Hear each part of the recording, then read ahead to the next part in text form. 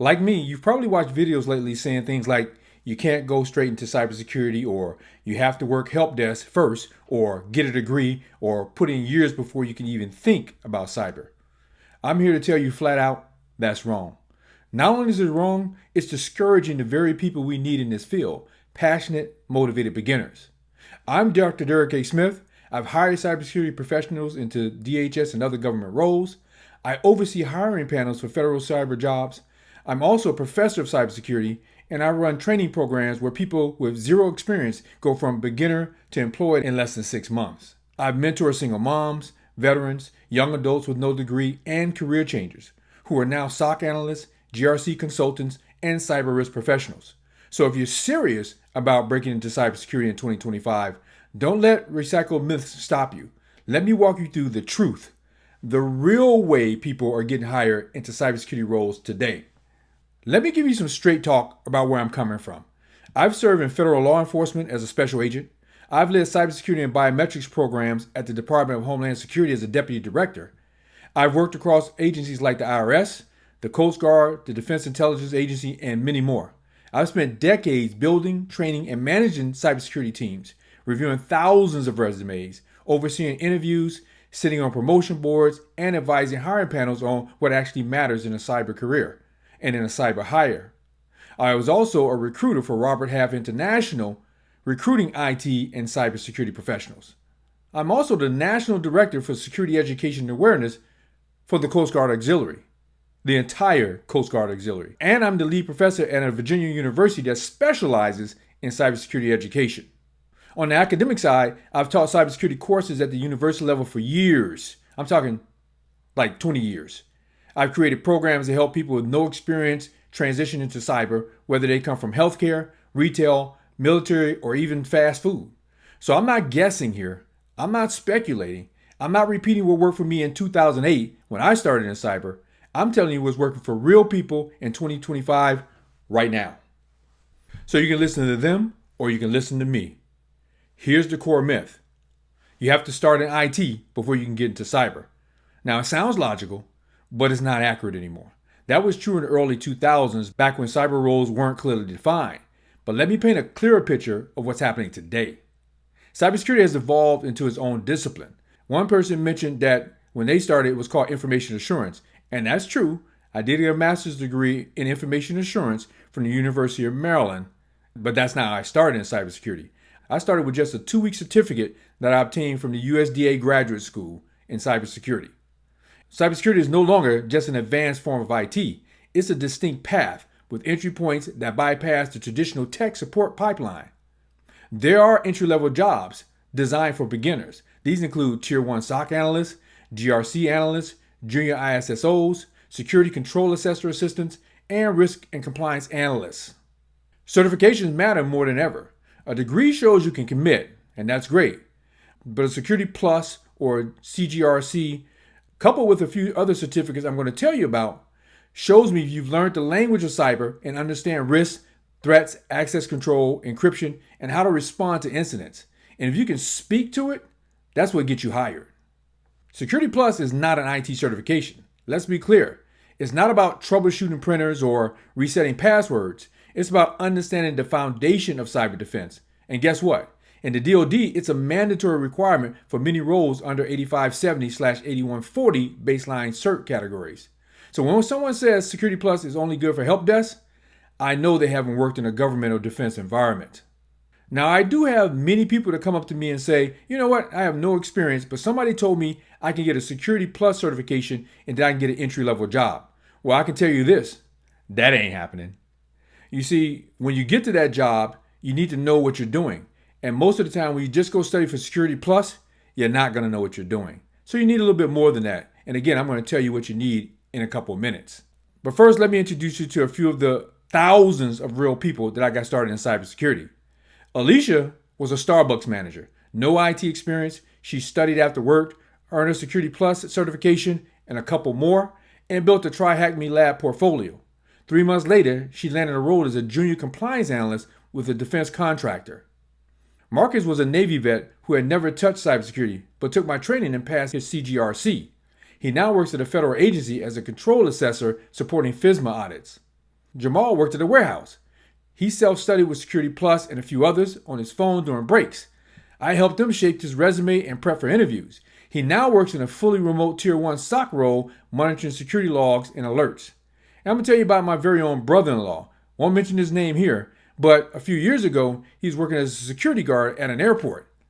After just a few months, he had his first job paying $85,000 a year, and now he makes over $150,000 a year working for the federal government in cybersecurity.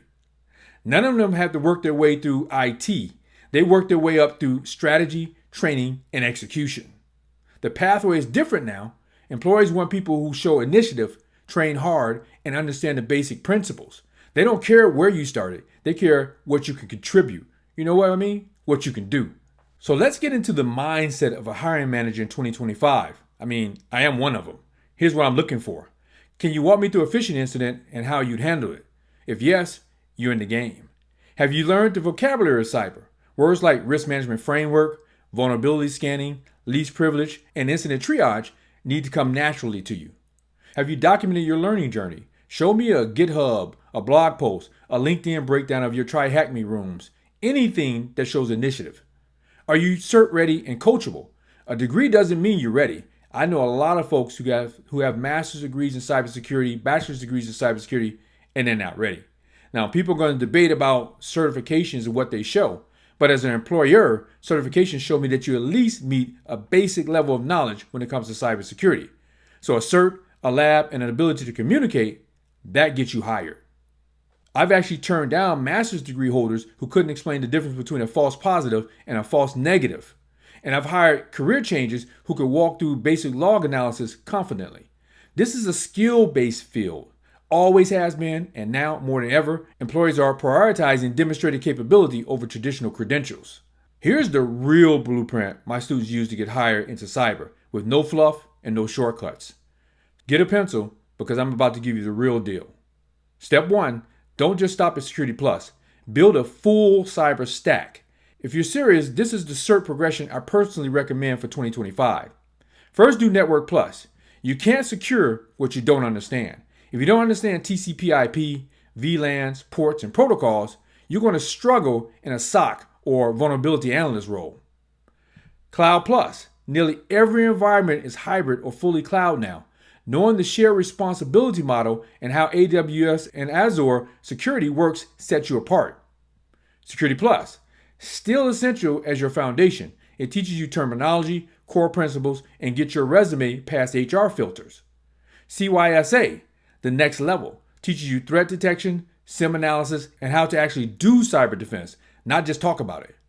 And finally, CASP Plus. For those aiming toward leadership or higher level analyst work, this proves you can think strategically across the enterprise. And don't worry about in the description it says you have to have so many years in order to do this. You can get around that. This combination gives you real-world defensive understanding, cloud readiness, and job market credibility. Step 2 is build practical skills through hands-on labs. Use Try Hack Me, Rangeforce, CyberSec Labs. Get familiar with tools like Wireshark, Splunk, Nessus, and basic cloud consoles.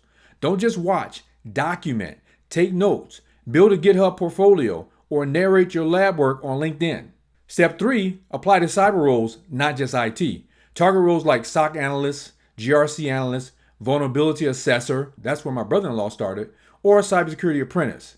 Focus on employees that sponsor clearances, especially in the GovTech and contractor world. And step 4, interview like you've already got the job. Walk through mock incidents. Explain how you respond to a phishing attack or triage an alert. Use real terminology and scenarios from your labs to show competence, not theory. This approach isn't fast food. It's structured, it's powerful, and it's proven. My students have proved it. You're not gaming the system, you're mastering the fundamentals. This is how beginners get hired. It is not theory. I've watched hundreds of people execute this exact plan. Let me clear this up too. You don't need a clearance before you get hired. That's how it works.